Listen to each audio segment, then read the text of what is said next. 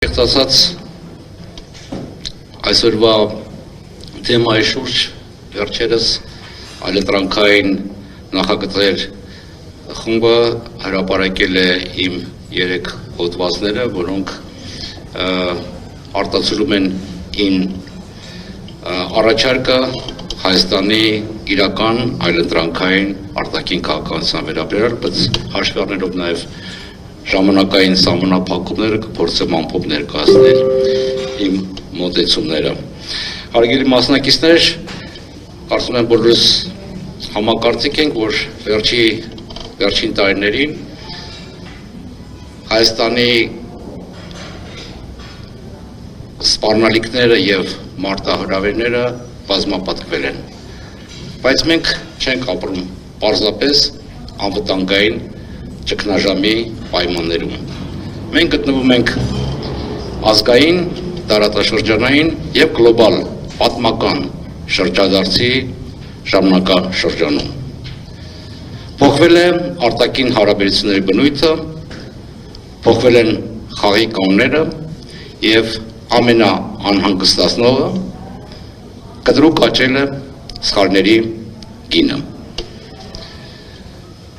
Սառը պատերազմից հետո մեծ ծանոթ միջազգային համակարգը հիմնված էր համընդհանուր նորմերի եւ արժեքների, միջազգային իրավունքի եւ գործող ինստիտուտների վրա։ Այսօր այդ համակարգը արագորեն քայքայվում է։ Պատերազմը նորից դարձել է պետությունների բնականոն քաղաքականության շարունակություն, արտակարգ բան չէ, ուժը կրկին դարձել է միջազգային հարաբերությունների հիմնական փաստարկ, իսկ երաշխիքները դադարել են ինքնաբերաբար գործել այս նոր աշխարհում։ Եվ սա գնահատական չէ, սա այն դառը իրականությունն է, որի հետ մենք պետք է հաշվի նստենք եւ կառուցենք մեր պետական ռազմավարությունը։ Այսպիսի աշխարհում Հայաստանը բախվում է կոնկրետ գոյաբանական սպառնալիքների եւ արտաքին քաղաքական լրջագույն մարտահրավերների։ Այսօր ես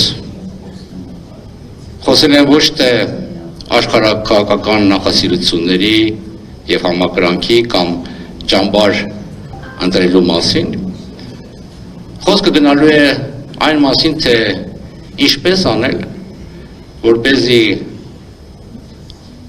հայկական պետականությունը վերականգնի սուվերեն որոշումներ կայացնելու կարողությունը, որովհետև մենք ապրում ենք շատ կոշտ, անկախատեսելի եւ վտանգավոր աշխարհակարգում, որում, ինչպես ասացի, նախկին երաշխիքները ինքնաբերաբար այլևս չեն գործում, իսկ միջազգային իրավունքը կիրառվում է որպես ընտրովի գործիք։ Եվ կարծում եմ նախ եւ առաջ պետք է դուրս գալ մեզ պարտադրվող խաղաղություն, պատերազմ, կեղծ երկընտրակի տրամաբանությունից։ Հայաստանի առջև կանգնած է ընտրությունը այլ հարցությունում, խորացող ռազմավարական խոցելիության եւ ռազմավարական զսպման քաղաքականության ձևավորման միջև։ Եվ առաջի բանը, ինչից մենք պետք է սկսենք, եւ սա դիվանագիտության կարևորագույն գործառույթն է, գիտակցենք, թե մեր հակառակորդները, եւ կարծում եմ բոլորս համակարծիք ենք այստեղ գտնվողները, որ հակառակորդները շարունակում են մնալ Ադրբեջանն եւ Թուրքիան, իրականում ինչ իրական մտադրություններ եւ ռազմավարական նպատակներ ունեն։ Անշուշտ մեզ մեծ քարոզչական հարձակման են ենթարկում ամբողջ հասարակությանը, որ տեղի է ունենում պատմական խաղաղության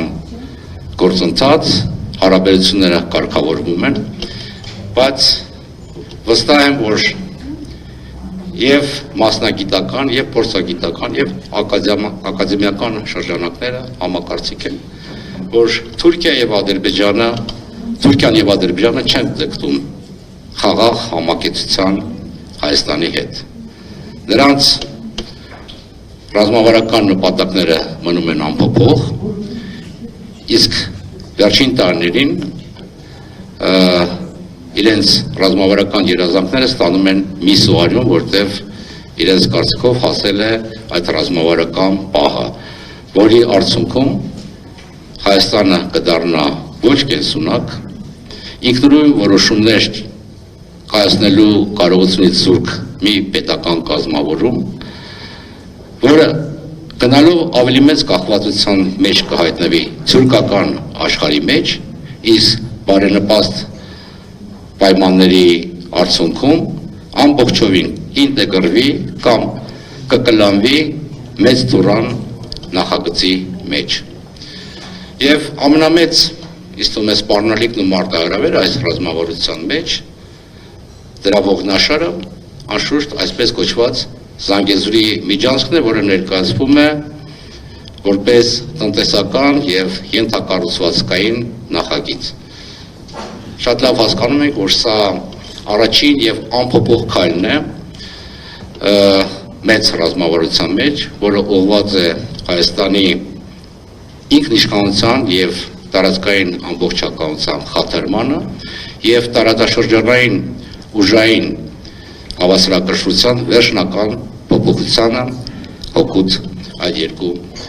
պետությունների։ Մենք տեսնում ենք, որ Հայաստանի գործող իշխանությունները փորձում են ներկայացնել տարբեր միջազգային նախաձեռնություններ, որպես վահան, որը չեզոքացնում է այս լրջագույն մարտահրավերը և սպառնալիքը։ Իհարկե, մեզ բոլորիս հայտնի վերջերս ստորագրված հուշագրերը կարող են ծառայել որպես դիվանագիտական գործիք և օգտակար հարթակ երկխոսության համար, բայց այդ փաստաթղթերը իրենք իրենցով չեն պարունակում Հայաստանի ինքնիշխանության և տարածքային ամբողջականության երաշխիքներ։ Ավելին, առանց վերահսկող մեխանիզմների, առանց ուժային վերահավասարակշռման և առանց հստակ ձևակերպված կարմիր գծերի, այս գործընթացը կամ գործընթացները կարող են պարունակել մեր ռազմավարական հակառակորդների նպատակների լեգիտիմացման ռիսկ։ Իհարկե ավելի գեղեցիկ հատետավորմամբ։ Հետևաբար այս հուշագրերը այդ սպառնալիքների մարտահրավերների վերջնական լուծում չեն, այլ ընդամենը շատ բարդ և երկարաժամկետ գործընթացի տարրեր են, որոնք մեր կողմից պետք է ենթարկվեն մշտական վերահսկողության և զուգահեռաբար ներքին կարողությունների ամրապնդման միջոցով։ Ուզում եմ հիշեցնել, որ Հայաստանը միշտ եղել է ջատագով առևտրական փոխհարաբերությունների տարանցման և տարածաշրջանային համագործակցության հարցում, բայց մեկ բան է ենթակառուցվածքային համագործակցություն և սկզբունքորեն ֆունդամենտալ իմաստով տարբեր բան է, երբ որ դու կարող ես նույնիսկ մասնակի կերպով կորցնել վերահսկողությունը քո տարածքի նկատմամբ։ Սա էական հարց է։ Այս նույն համատեքստում նաև պետք է ստապ գնահատել լայնորեն քարոզվող խաղաղության դարաշրջանի գաղափարները եւ Հայաստանի ժողովրդավարական արագ վերափոխման օրակարգերը որպես սպառնալիքների լիարժեք եւ համընդհանուր պատասխան։ Ոչ մեկս դեմ չէ ոչ խաղաղությանը եւ ոչ մեկ չի հրաժարվում ժողովրդավարական արժեքներից։ Խոսքը հաջորդականության մասին է։ Առանց հիմնարար անվտանգության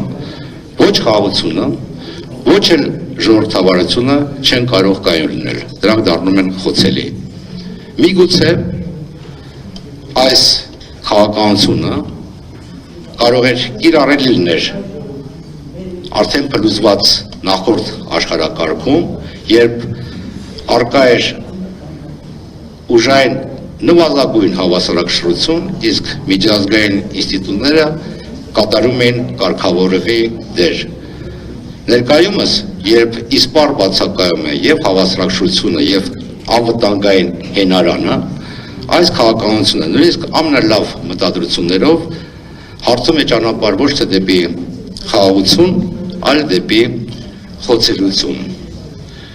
Առանձին ուզում եմ անդրադառնալ նաև պաշտոնական Երևանի հռչակված բալանսավորման քաղաքականությանը, որի հիմքում դրված է գաղափար, որ Հայաստանը պետք է կախված լինի բազմաթիվ արտաքին կենտրոններից։ Այս մոդելի կիրառման արդյունքում մեր երկրի փոքր տարածքում հատվում են եւ անխուսափելիորեն բախվելու են արտաքին առաջատար դերակատարների հակադիր շահերը։ Մեկ կողմից այս մոտեցումը պարունակում է Հայաստանը տարածաշրջանային դիմակայության էպիկենտրոն վերածվելու լրջագույն վտանգ, մյուս կողմից լայն հնարավորություններ է ընձեռնում արտաքին ազդեցության համար մեր ներկայական օրակարգը, կեսական որոշումներ ընդունելու եւ միջազգային հարթակներում մեր վարկագծի վրա։ Արդյունքում արտաքին քաղաքականությունը դադարում է լինել ներքինի բնականոն շարունակությունը, իսկ ներքին գործընթացները դառնում են արտաքին ակնկալիքների, սպասումների, թելադրանքի կամ ճշմարտ պատանդ։ Սա ուրիշ ճանապարհ է դեպի ռազմավարական սուբյեկտայնության կորուստ։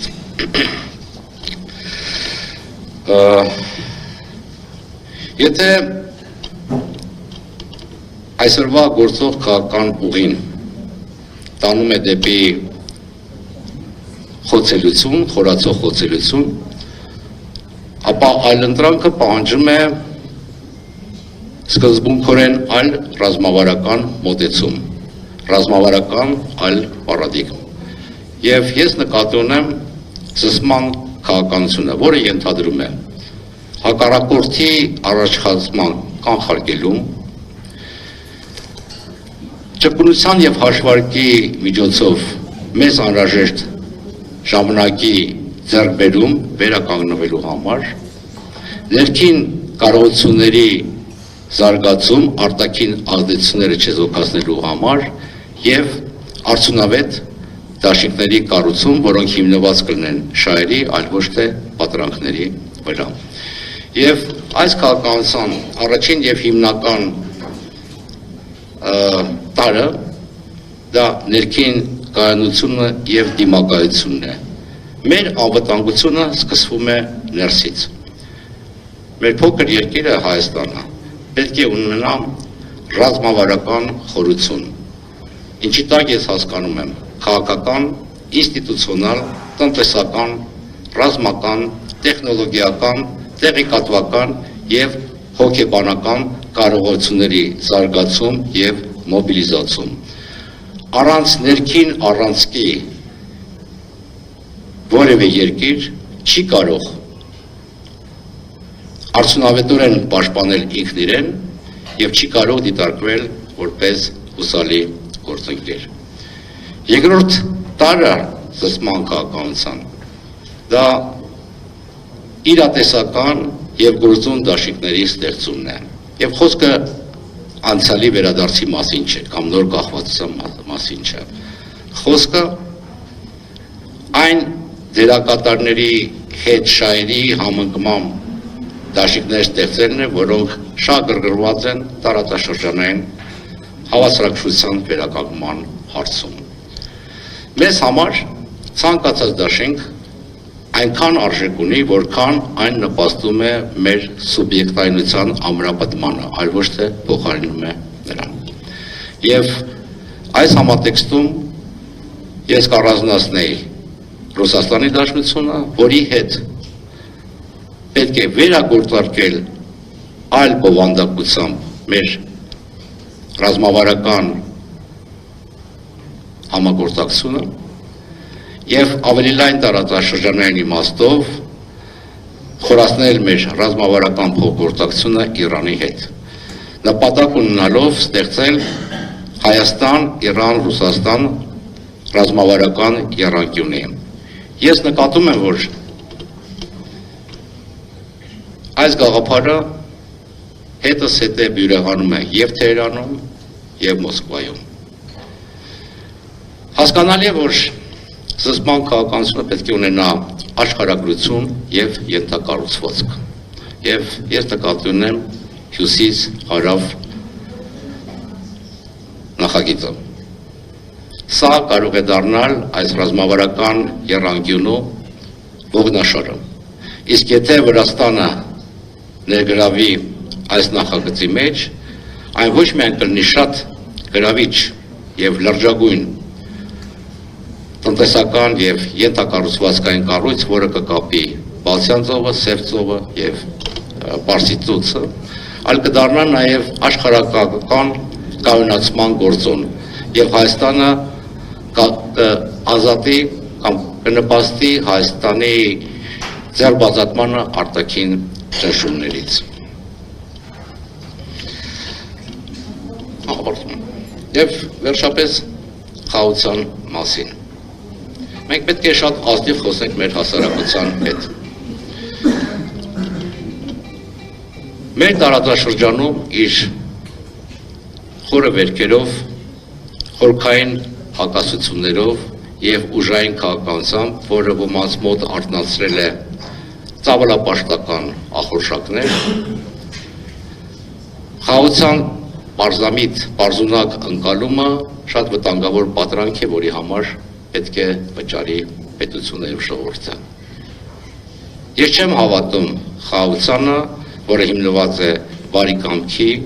վրա։ Ես հավատում եմ խաղաղությանը, որը հնարավոր է պաշտպանել։ Ես չեմ հավատում խաղաղությանը, որը հիմնված է հռչակագրերի, հայտարարությունների, պարգևների կամ գեղեցիկ արարողությունների վրա։ Ես հավատում եմ խաղաղությանը, որը հիմնված է ունի անվտանգության ճարտարապետություն եւ ունի երաշխիքներ։ Հայաստանի համար իրական խաղաղությունը դա արտաքին հարկադրանքից զերծ լինելու վիճակն է եւ այդ վիճակին հնարավոր է հասնել պատասխանատու, հաշվարկված եւ երկարաժամկետ զսպման քաղաքականության միջոցով։ Այդ խաղաղության ժամանակ արտաքին քաղաքականությունը նորից կդառնա ներքինի բնականon շարունակություն, որը հիմնված կլինի, խարսխված կլինի մեր ազգային շահերի պաշտպանության եւ